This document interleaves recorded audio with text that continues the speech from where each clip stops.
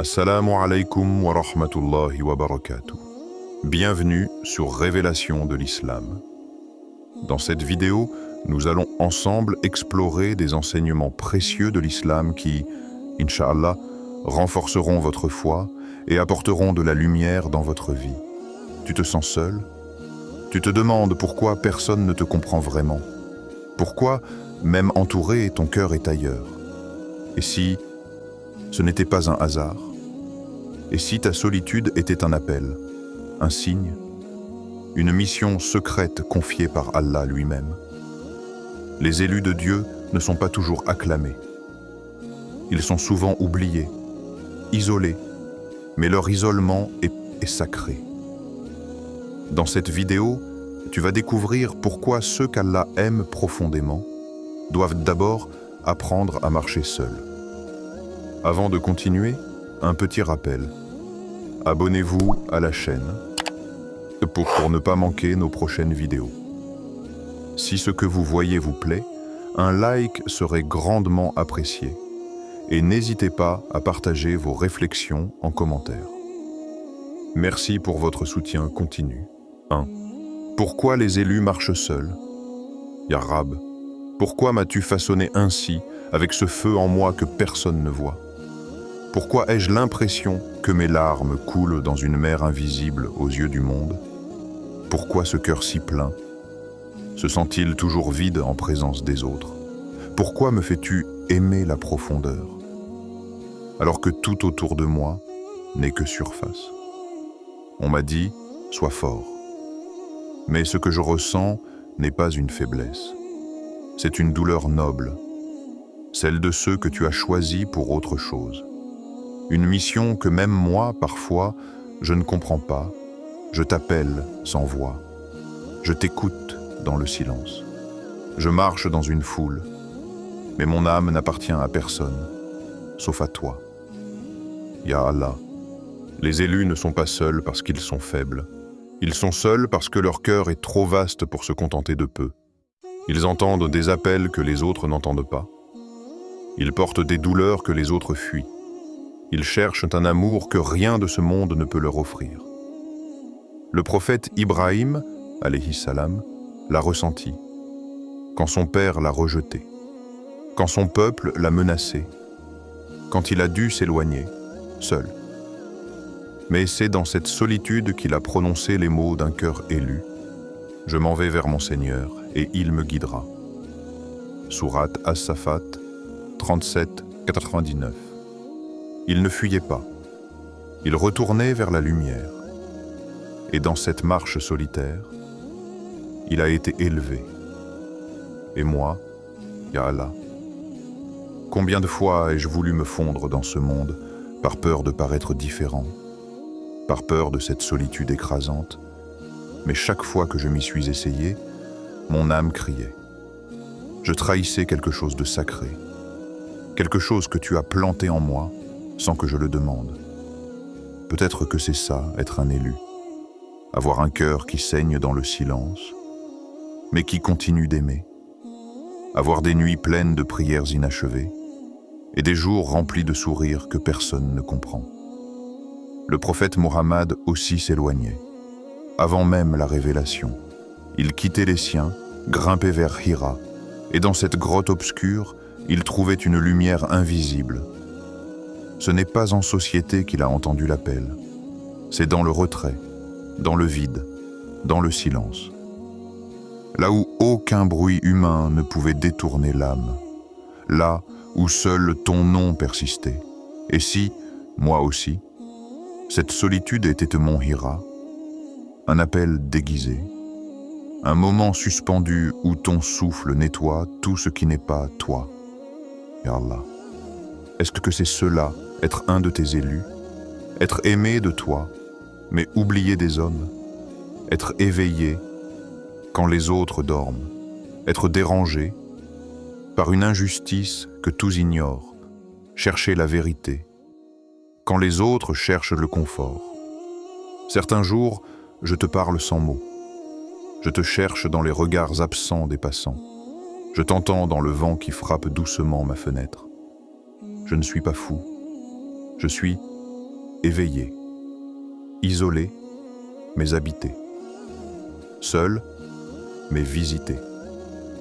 Et toi, spectateur de ces mots, combien de fois as-tu ressenti cette rupture, cette impression que personne ne te comprend, que même ceux qui t'aiment ne voient pas ton combat intérieur? As-tu déjà pleuré sans raison apparente? T'es-tu déjà senti étouffé dans un monde qui semble pourtant si vivant? Et si ce n'était pas un problème? Et si c'était le signe que ton âme a été appelée à autre chose, à plus haut, à plus pur, à plus proche de ton Seigneur?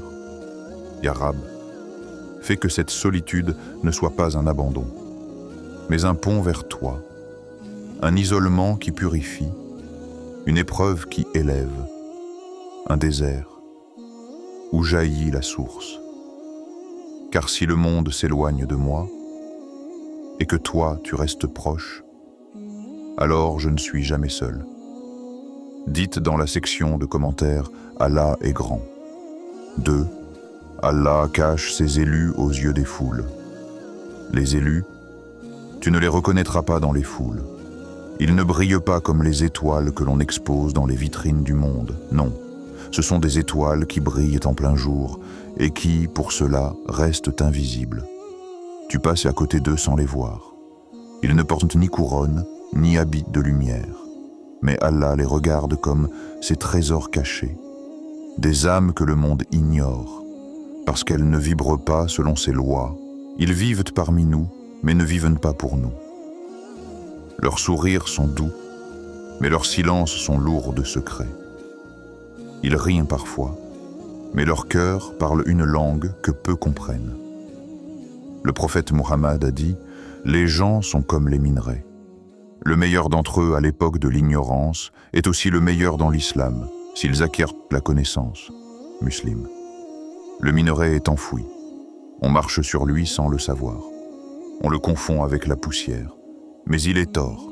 C'est ainsi qu'Allah cache ses élus, non pas pour les punir, mais pour les préserver. Le monde use les âmes visibles. Il les consomme, les expose, les détruit. Alors Allah, dans sa sagesse infinie, les recouvre du voile de l'oubli. Il leur donne une vie simple, une existence tranquille. Mais un cœur qui voyage entre les cieux. Rumi disait « Le silence est la langue de Dieu. Tout le reste est une mauvaise traduction. » Les élus parlent ce silence. Ils vivent dans une autre fréquence. Et s'ils se taisent souvent, ce n'est pas par faiblesse. C'est parce qu'ils écoutent une voix que les autres n'entendent pas. Ils entendent les soupirs de la terre. Ils lisent les messages dans les vents. Ils sentent l'appel de Dieu dans l'absence, dans l'épreuve, dans l'attente.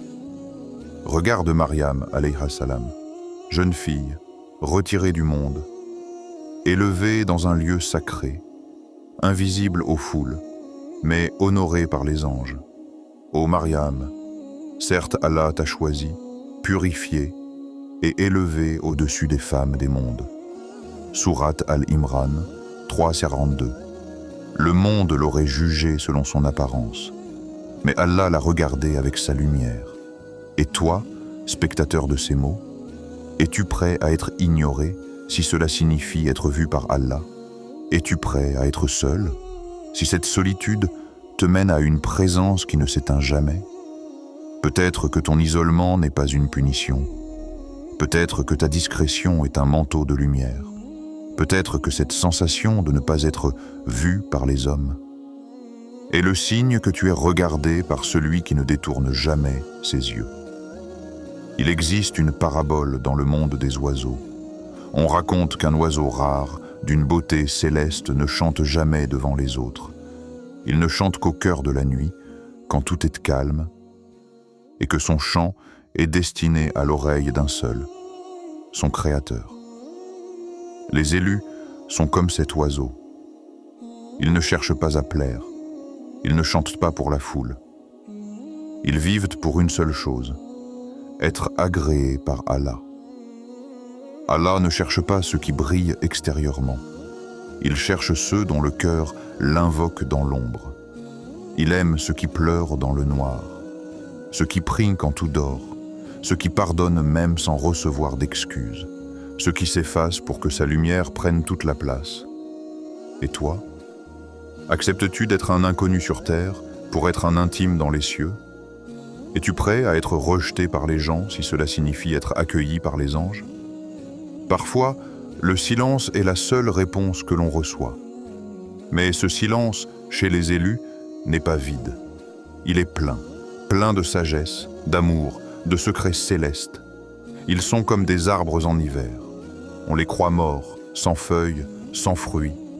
Mais en vérité, ils préparent en leur floraison intérieure. Alors si tu marches seul, si tu sens que personne ne te comprend, si tu te demandes pourquoi tu ne t'intègres nulle part, peut-être que ce n'est pas une erreur. Peut-être que tu es caché par Allah. Et ce que Dieu cache, c'est parce qu'il l'aime. Et ce qu'il aime, il l'élève. 3. Le prix de la lumière, c'est l'isolement. Imagine, un homme, seul sur une montagne de siècles. Il parle, il supplie, il avertit, il pleure, mais les regards qu'il reçoit sont vides, les cœurs fermés, le ciel semble loin et la terre moqueuse. Et pourtant, il continue. Jour après jour après jour, cet homme, c'est le prophète Noé. Paix sur lui, 950 années à tendre la main vers un peuple qui la rejette. Et il resta parmi eux 1000 ans moins 50 années. Sourate Al-Ankabut, 29-14. As-tu ressenti ce que ces chiffres veulent dire? Ce ne sont pas que des siècles, ce sont des soupirs, des nuits blanches, des humiliations, une vie de solitude sans retour humain, mais une vie pleine de fidélité à Allah.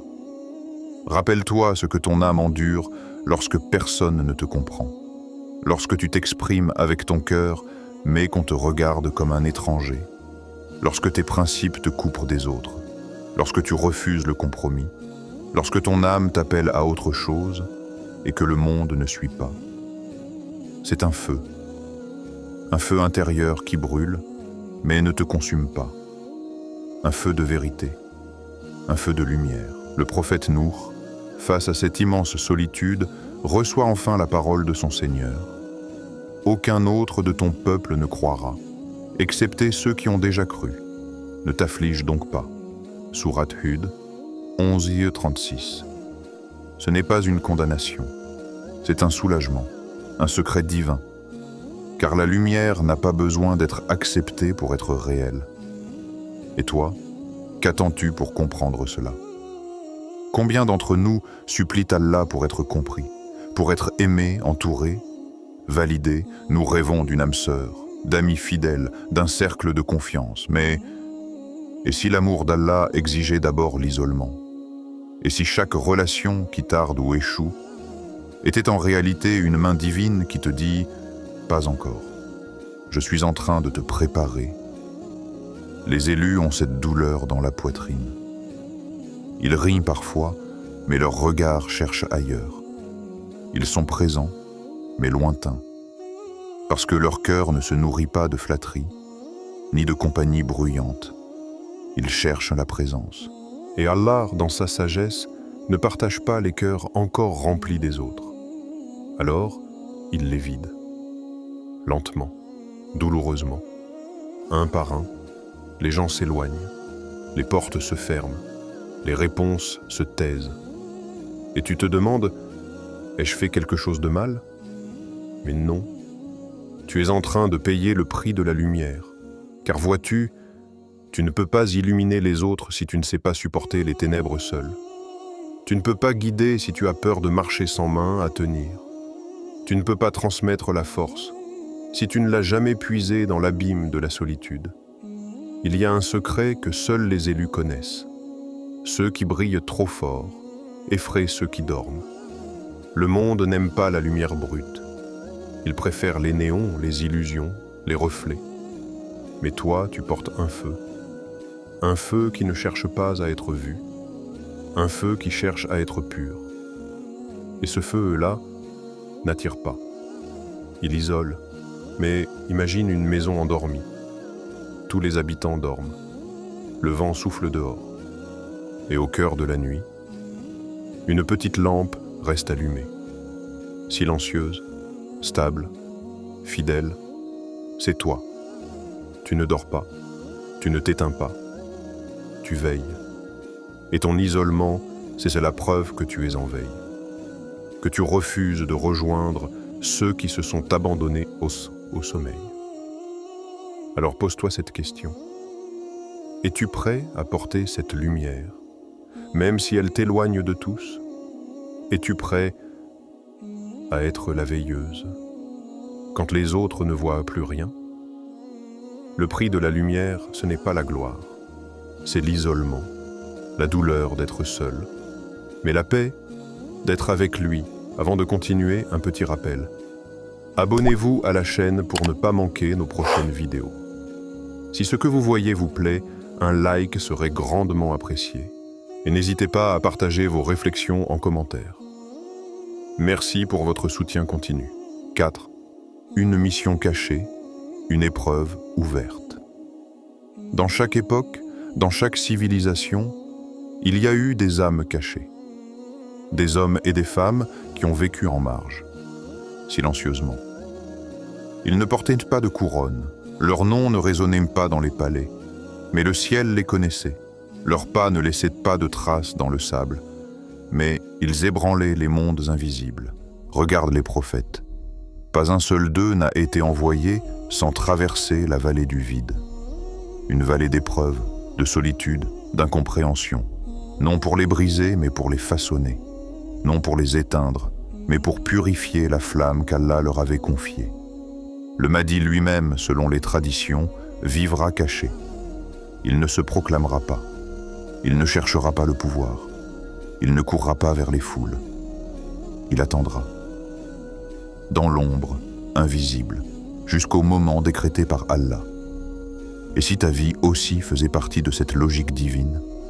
Et si ton absence de reconnaissance actuelle était le camouflage d'Allah pour te préserver, pour te construire en secret, en profondeur, comme il a construit les montagnes sous la terre avant qu'elles ne percent les cieux?